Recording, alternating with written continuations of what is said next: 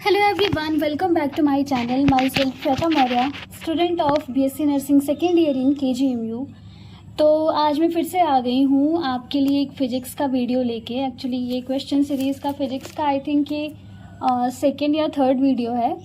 And आज ही मैं mechanics का कुछ मैकेनिक्स के इम्पॉर्टेंट चैप्टर जैसे कि लॉज ऑफ मोशन हो गया, आपका वर्क पावर एनर्जी हो गया, इसके क्वेश्चंस करवाने वाली हूँ जिसके क्वेश्चंस एग्ज़ाम के पॉइंट ऑफ व्यू से बहुत इंपॉर्टेंट होते हैं and direct formula based questions पूछे जाते हैं एंड इसमें थियोरी बेस्ड क्वेश्चंस भी बहुत ज़्यादा बनते हैं। तो अगर पहले की वीडियोस आपने नहीं देखी हैं तो जाके आप देख लीजिएगा, मैं चैप्टर वाइज क्वेश्चंस करवा रही हूँ। सो अभी वीडियो स्टार्ट करते हैं। इसमें फ्रिक्शन के कुछ क्वेश्चंस हैं एंड लॉज ऑफ मोशन के हैं, उसके बाद वर्क पावर एनर्जी के हैं, कुछ क्वेश्चंस भी हैं और डायरेक्ट ऐसे थियोरी बेस्ड भी क्वेश्चन हैं। तो अभी वीडियो स्टार्ट करते हैं। जो पहला क्वेश्चन दिया है, the coefficient of static friction between two surfaces depend upon. जो स्टैटिक फ्रिक्शन होता है दो सरफेस के बीच में, वो किस बात पर डिपेंड करता है? पहला ऑप्शन है द नॉर्मल रिएक्शन, दूसरा the shape of the surface in contact, तीसरा है द एरिया ऑफ कॉन्टैक्ट और चौथा है नन ऑफ द अबव। तो जो आपका कोफिशिएंट ऑफ स्टैटिक फ्रिक्शन होता है वो डिपेंड करता है नेचर ऑफ सरफेस। आपका सरफेस कैसा है उसके नेचर पे बस डिपेंड करता है।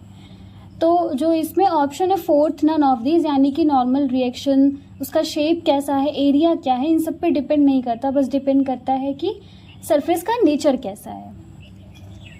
उसके बाद आपका दूसरा क्वेश्चन है, A person is standing in an elevator. In which situation he finds his weight less? एक पर्सन है जो कि एलिवेटर में है और उसको अपना वेट कम कब फील होगा, किस सिचुएशन में? पहला ऑप्शन है when the elevator moves upward with constant acceleration, दूसरा है when the elevator moves downward with constant acceleration, तीसरा है when the elevator moves upward with uniform velocity और चौथा है when the elevator moves downward uniform velocity. तो अगर उसको अपना वेट ज़्यादा या कम फील हो रहा है तो यानी कि ऑब्वियसली उसमें एक्सेलरेशन होगा। सो जिसमें वेलोसिटी दी गई है यूनिफॉर्म वेलोसिटी, दो ऑप्शन यानी कि थर्ड और फोर्थ तो वैसे ही कट हो गए आपके। अब बचते हैं फर्स्ट और सेकेंड, या तो वो मूव्स अपवर्ड होगा या तो मूव्स डाउनवर्ड होगा। तो इसमें दिया है कि उसको अपना वेट कम फील होगा। तो जब एक्सेलरेटर जो होती है वो ऊपर की तरफ जाएगी तो उसका जो स्यूडो फोर्स होता है वो डाउनवर्ड लगेगा, तो वो mg प्लस ma हो जाएगा, यानी कि जो उसका ग्रेविटी है उसमें जो फोर्स है वो ऐड हो जाएगा, तो उसको अपना वेट ज़्यादा फील होगा। लेकिन जब वही जो एलिवेटर है वो नीचे की तरफ, नीचे कांस्टेंट एक्सेलरेशन से जाएगी, उसका जो स्यूडो फोर्स होगा वो अपवर्ड डायरेक्शन में लगेगा और जब टोटल फोर्स की हम बात करेंगे तो mg माइनस ma हो जाएगा, यानी कि जो उसका वेट है उससे उसको उसका कम वेट फील होगा। तो ऑप्शन इसमें आपका बी करेक्ट हो जाएगा when the elevator moves downward with constant acceleration. उसके बाद अगला क्वेश्चन है, in an elevator moving vertically up with an acceleration g, the force exerted on the floor bye a passenger of mass m is. यानी कि एक person है वो elevator में है और जो एलिवेटर है वो वर्टिकली अपवर्ड जा रही है और उसका जो एक्सेलरेशन है वो g है। तो जो पर्सन है वो फ्लोर पे क्या फोर्स एक्सर्ट करेगा ये आपको बताना है। तो जो एलिवेटर वो वर्टिकली अपवर्ड जा रही है, एक्सेलरेशन उसका g है, तो जो स्यूडो फोर्स होगा वो डाउनवर्ड डायरेक्शन में लगेगा mg, और उसका जो वेट एक्चुअल वेट है वो mg पहले से ही डाउनवर्ड है। तो जो f आपका टोटल हो जाएगा, टोटल फोर्स हो जाएगा वो, एक तो उसका weight mg plus pseudo force जो नीचे की तरफ लग रहा है वो mg, तो हम टोटल इसको ऐड करेंगे तो इसका ये आंसर हो जाएगा 2mg। अगला क्वेश्चन है, a cricket ball of mass 250 gram collides with a bat with velocity 10 metre per second and returns with same velocity within 0.01 second. The force acted on bat is, यानी कि एक cricket ball है जिसका मास है 0.25 kg, वो bat के साथ collide करती है 10 मीटर पर सेकेंड से और फिर वापस रिटर्न भी होती है 10 मीटर पर सेकेंड से 0.01 सेकेंड के बाद।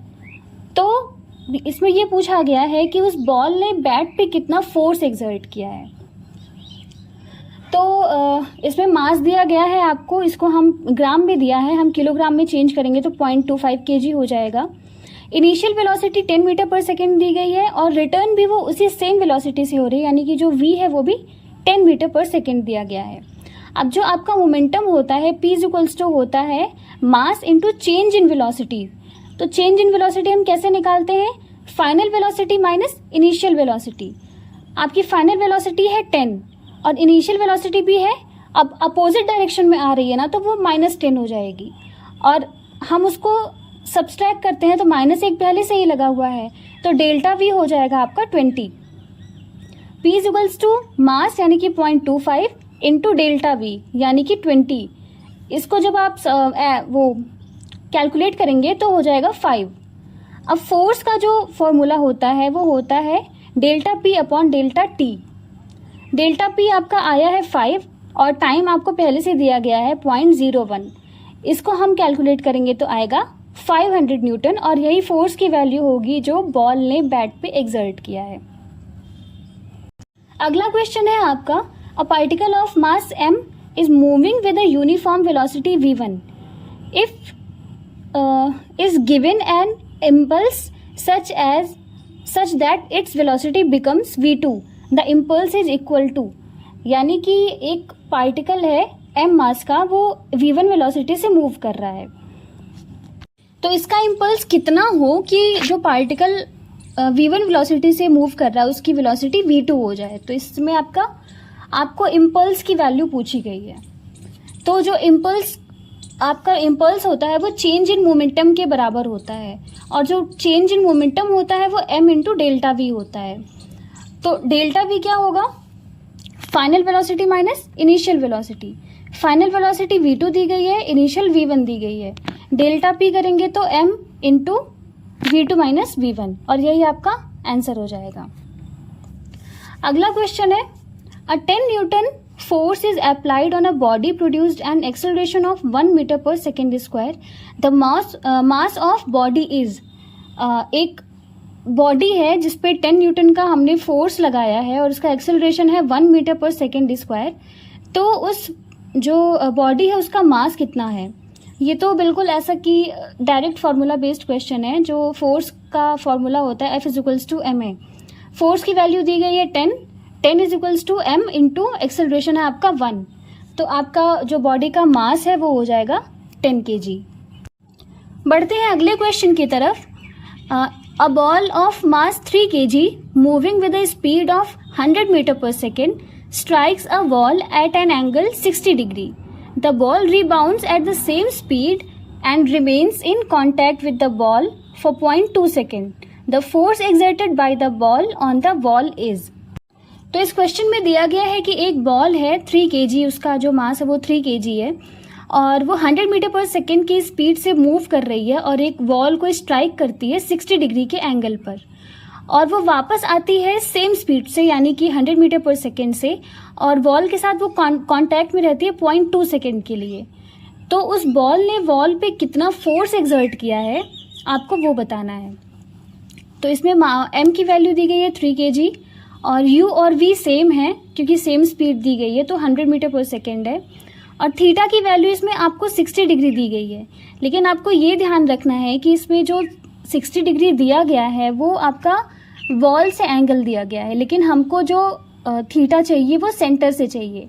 अब आपको तो पता है सेंटर से जो वॉल पे एंगल बन रहा है वो परपेंडिकुलर यानी कि 90 डिग्री है। तो हम 90 माइनस 60 करेंगे तो थीटा की वैल्यू आ जाएगी 30 डिग्री। और P क्या, जब किसी थीटा पे बॉल किसी वॉल पे स्ट्राइक करती है तो उसका जो फॉर्मूला होता है वो P is equals to m into delta v cos theta और अगर स्पीड सेम है तो वो हो जाता है 2mv कॉस थीटा। अब delta P is equals to 2mv cos theta हम लगाएंगे, डेल्टा P हो जाएगा 2, m की वैल्यू दी गई है 3, v है 100 और कॉस थीटा यानी कि कॉस 30 डिग्री। डेल्टा P की वैल्यू आ जाएगी, इसको अब सॉल्व करेंगे तो 300 इंटू √3। अब F इज इक्वल्स टू क्या होता है delta P upon delta T। Delta P आया है आपका 300 इंटू √3 अपॉन जो टाइम दिया गया है 0.2। अब फोर्स की वैल्यू आ जाएगी 1500 इंटू √3 न्यूटन। अगला क्वेश्चन है, two masses m1 is equals to 5 kg, m2 is equals to 10 kg are connected at the ends of an inextensible string passing over a frictionless pulley. When masses are released, then acceleration of masses will be. आपको दो मास दिया गया है m1 और m2 और वो एक पुली से कनेक्टेड है, फ्रिक्शनलेस पुली है। जब वो मास रिलीज किए जाते हैं तो जो मास का एक्सेलरेशन होगा वो क्या होगा, ये आपसे क्वेश्चन में पूछा गया है। तो इसका एक डायरेक्ट फॉर्मूला होता है, acceleration is equals to m1 minus m2 upon m1 plus n2 into g. m1 m2 आपको दिया गया है तो acceleration is equal to 10 minus 5 upon 10 plus 5 into g. इसको सॉल्व करेंगे तो एक्सेलरेशन की वैल्यू आ जाएगी g/3 और यही आपका आंसर हो जाएगा। अगला क्वेश्चन है, consider an elevator moving downwards with an acceleration a. The force exerted by a passenger of mass m on the floor of the elevator is. Question में दिया गया है कि एक एलिवेटर है जो कि डाउनवर्ड मूव कर रही है विद एक्सेलरेशन a और उसमें एक पैसेंजर है m मास का, तो उसने जो एलिवेटर के फ्लोर पे क्या फोर्स एक्सर्ट कर रहा है। अब जो एलिवेटर है वो डाउनवर्ड मूव कर रही है एक्सेलरेशन a से, तो उसका जो स्यूडो फोर्स होगा वो अपवर्ड लगेगा, उसका अपवर्ड स्यूडो फोर्स क्या लगेगा ma। और पहले से जो पर्सन का पैसेंजर का वेट नीचे की तरफ लग रहा है mg। अब आप फाइनल फोर्स करेंगे F is equals to mg minus ma, तो F is equals to mg minus a और यही आपका आंसर हो जाएगा। अब क्वेश्चन है, if the tension in the cable of 1000 kg elevator is 1000 kg weight the elevator, और ऑप्शन है is accelerating upward, is accelerating downward, तीसरा है मे बी एट रेस्ट और एक्सेलरेटिंग, और चौथा है may be at rest in uniform motion. अब आपको इसमें जो एलिवेटर है उसका वेट दिया गया है 1000 kg और उसमें जो टेंशन है वो भी 1000 kg ही है। तो देखो, अगर जो आपका एलिवेटर है उसमें एक्सेलरेशन होता तो या तो जो वेट है वो बढ़ा हुआ आता या फिर जो वेट है वो कम आता, लेकिन अगर टेंशन और जो वेट है वो बराबर है, यानी कि जो आपका एलिवेटर है वो यूनिफॉर्म मोशन में चल रहा है या फिर वो रेस्ट पर है, तो इसमें आपका चौथा ऑप्शन सही हो जाएगा, मे be at rest in uniform motion. So question इसका जो आंसर है वो 4th होगा। नेक्स्ट क्वेश्चन है, a man in a lift will weight more when, मतलब कि एक पर्सन लिफ्ट में उसको अपना वेट बढ़ा हुआ कब फील होता है। ऑप्शन है the lift begins to go up, B है the lift is going up steadily, third है the lift is slowing down while ascending, और चौथा है the lift is descending freely. तो अगर एक पर्सन है उसको उसका वेट बढ़ा हुआ कब फील होगा, जब उसके वेट में कुछ और ऐड हो। तो जब कोई भी लिफ्ट है या फिर एक्सेलरेटर है वो ऊपर की तरफ जाती है एक्सेलरेशन से, उसका जो स्यूडो फोर्स होता है वो नीचे की तरफ लगता है और जो टोटल फोर्स हो जाता है वो mg में ऐड हो जाता है, यानी कि mg प्लस ma होगा। और इस कंडीशन में जो पर्सन है, जो पैसेंजर है, उसको अपना वेट बढ़ा हुआ फील होता है। तो ऑप्शन इसमें फर्स्ट करेक्ट हो जाएगा, the lift begins to go up. इसी तरह का एक और क्वेश्चन है, apparent weight of a body in a lift will be double of its real weight if, और पहला ऑप्शन है lift goes up with acceleration g, दूसरा है lift comes down with acceleration g, तीसरा है lift goes up with velocity of 9.8 metre per second, और चौथा है लिफ्ट गोज डाउन। तो पहले भी देखा कि अगर किसी पर्सन को उसका बॉडी वेट बढ़ा हुआ फील हो रहा है, यानी कि उसका जो वेट है उसमें कुछ ऐड होना चाहिए, और जब लिफ्ट ऊपर की तरफ एक्सेलरेशन से जाती है तो जो उसका स्यूडो फोर्स होता है वो नीचे की तरफ लगता है। अगर उसको डबल उसका वेट फील हो रहा है, यानी कि जी पहले से ही लग रहा है और जी नीचे की तरफ लगेगा, तो उसको उसका वेट बढ़ा हुआ फील होगा, यानी कि इसमें आपका फर्स्ट ऑप्शन करेक्ट है, lift goes up with acceleration g. अगला क्वेश्चन है, rocket engines lift a rocket from the earth surface because hot gas with high velocity, और ऑप्शन ए है push against the earth, B है push against the air, C है react against the rocket and push it up, और चौथा है heat up the air which lifts the rocket. तो ये जो आपके लॉज ऑफ मोशन, उसमें जो थर्ड लॉ है एक्शन रिएक्शन, उससे रिलेटेड है। जो रॉकेट का इंजन होता है वो रॉकेट को लिफ्ट करता है, क्योंकि जो हॉट गैसेस होती हैं वो रॉकेट के अगेंस्ट रिएक्ट करती हैं और उसको ऊपर उठने में हेल्प करती हैं। तो इसमें आपका ऑप्शन थर्ड करेक्ट हो जाएगा। इसी से रिलेटेड एक और क्वेश्चन है, swimming is possible by the, और ऑप्शन फर्स्ट है first law of motion, second law of motion, third law of motion and Newton's law of gravitation. तो जो स्विमिंग का जो कॉन्सेप्ट होता है वो भी एक्शन और रिएक्शन के जो लॉ होता है उस पर डिपेंड करता है। जितना आप पीछे की तरफ फोर्स लगाएंगे उतना ही जो वाटर होता है वो आपको आगे की तरफ पुश करेगा। तो इसमें आपका थर्ड ऑप्शन करेक्ट हो जाएगा, थर्ड लॉ ऑफ मोशन। अब नेक्स्ट चैप्टर की बात करते हैं, वर्क, पावर एंड एनर्जी। तो इसका पहला क्वेश्चन है, a man weighing 70 kg carries a 30 kilogram box to the top of a building 20 metre high, calculate the work done by the man. और इसमें जो जी की वैल्यू दी गई है वो 9.8 मीटर पर सेकेंड दी गई, सेकेंड स्क्वायर दी गई है। जो आपका वर्क डन का फॉर्मूला होता है वो होता है फोर्स इनटू डिस्प्लेसमेंट। तो इसमें फोर्स की वैल्यू होगी वो होगी mg, क्योंकि वो हाइट पे है और ग्रेविटी फोर्स लगाएगी। और डिस्प्लेसमेंट यानी कि जो हाइट है, जो h की वैल्यू है, तो w is equal to mgh हो जाएगा। इसमें mg का वैल्यू आपको दिया गया है, मास है 100 kg, क्योंकि इसमें जो पर्सन है उसका भी वेट है और जो बॉक्स है उसका भी वेट है। सो जो मास की वैल्यू हो जाएगी वो 100 kg है। g की वैल्यू 9.8 दी गई है और जो हाइट है वो 20 मीटर है। इसको आप सॉल्व करेंगे तो आएगा 19,600 जूल। बढ़ते हैं अगले क्वेश्चन की तरफ। आपको फोर्स की वैल्यू दी गई है 2I cap plus J cap plus K cap newton and it is displaced from 212 to -356, then find the work done. Again direct ये फॉर्मूला बेस्ड क्वेश्चन है और इस तरह के क्वेश्चन बहुत ही कॉमन हैं क्वेश्चन एग्जाम में पूछने के लिए। तो जो आपका वर्क डन का फॉर्मूला है F इंटू डी।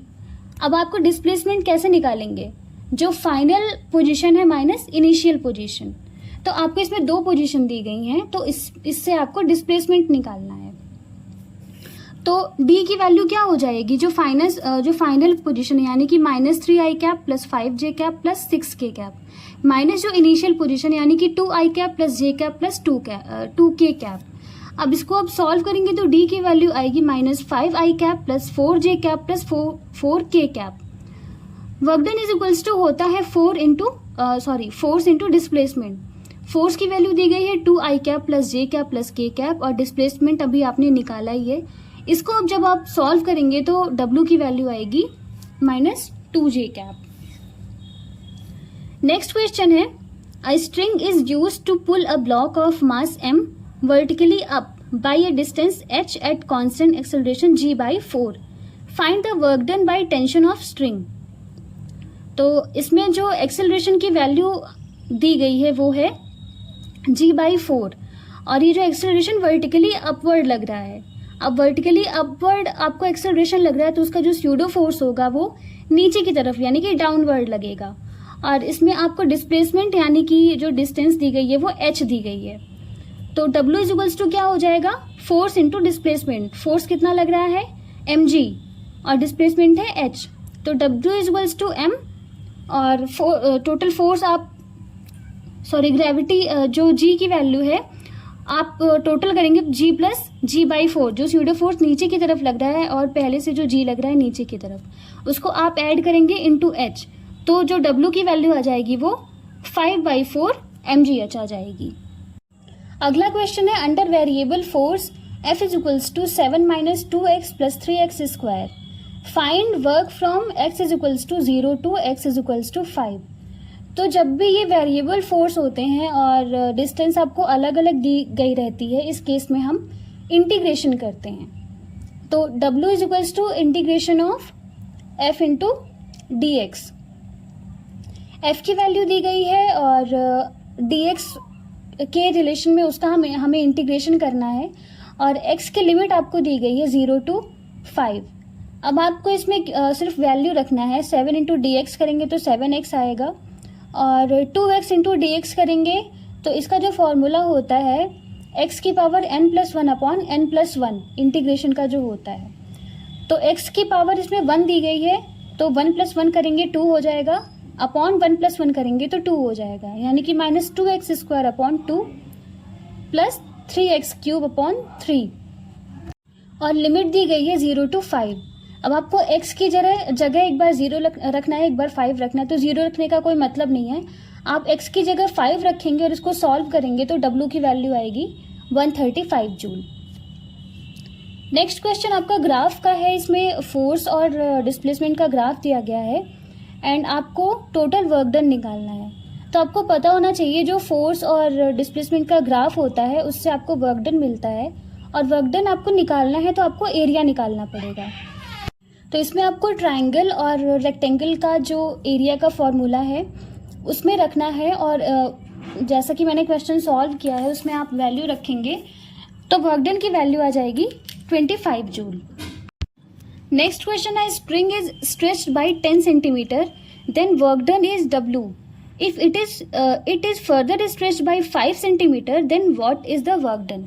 यानी कि ये जिस एक स्प्रिंग है उसको आपने 10 सेंटीमीटर स्ट्रेच किया है तो वर्क डन W है।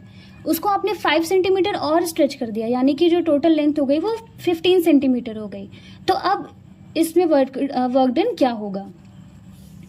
तो स्प्रिंग के केस में जो वर्क डन का फॉर्मूला होता है वो ½ kx² होता है, और W = ½ × k, और सबसे पहले इसमें आपको 10 सेंटीमीटर दिया गया है। इसको आप मीटर में कन्वर्ट करेंगे तो 0.1 मीटर हो जाएगा। इसका आप स्क्वायर करेंगे तो W = ½ k × 0.1 स्क्वायर।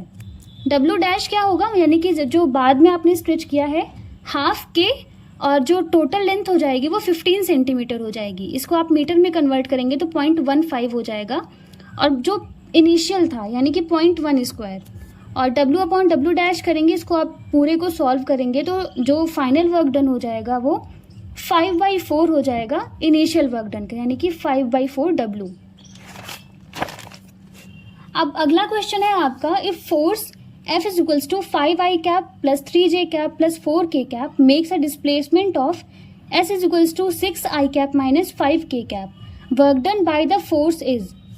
आपको फोर्स की वैल्यू दी गई है, डिस्प्लेसमेंट की वैल्यू दी गई है, बस आपको फॉर्मूले में डायरेक्ट रखना है। F = F.S। तो आप इसमें F और S की वैल्यू रख देंगे और इसको सॉल्व करेंगे तो 30 - 20 = 10 यूनिट्स आएगा। देन आपका क्वेश्चन है, a body of mass m at rest explodes into 3 masses, 2 of which mass m/4 each are thrown off in perpendicular directions with velocity of 3 meter per second and 4 meter per second respectively. The third piece will be thrown off with a velocity of। आपके पास एक body है m मास की, वो rest पर है, वो explode करती है 3 मासेज में। जो 2 मासेज है उसका जो वैल्यू है वो m/4 है, और एक दूसरे के परपेंडिकुलर वो जा रहे हैं। एक की वेलोसिटी है 3 मीटर पर सेकेंड और दूसरे की वेलोसिटी है 4 मीटर पर सेकेंड। जो थर्ड पीस है आपको उसकी वेलोसिटी निकालनी है। तो आपका जो कंजर्वेटिव मोमेंट कंजर्वेशन जो होता है उसका यूज़ यहाँ पे करना है, यानी कि जो final momentum = initial momentum, and जो P होता है वो mv होता है। तो इनिशियल जो मास का वैल्यू था वो कैपिटल M, और वो रेस्ट पे था तो वेलोसिटी उसकी 0 है। तो m × 0 पहले मास जो पहला जो पीस है उसका मास है m/4 और उसकी वेलोसिटी है 3। वो जा रहा है, हम मान लेते हैं कि x डायरेक्शन में जा रहा है, तो आपने i कैप लिखा, और दूसरा जो पीस है उसकी जो वैल्यू है वो है m/4 और उसकी वेलोसिटी है 4 और वो जा रहा है y डायरेक्शन में, तो आपने उसको j कैप लिखा। आप i j को एक्सचेंज भी कर सकते हैं क्योंकि इसमें दिया नहीं गया है कि कौन सा पीस कौन से डायरेक्शन में जा रहा है। और जो तीसरा जो पीस है, जब 2 पीस मिला के m/2 बन रहे हैं तो ऑब्वियसली जो तीसरा पीस होगा वो m/2 मास का होगा और उसकी वेलोसिटी हमें निकालनी है। तो 0 = m/4 को हम कॉमन कर लेंगे, इसमें 3i कैप प्लस 4j बचेगा।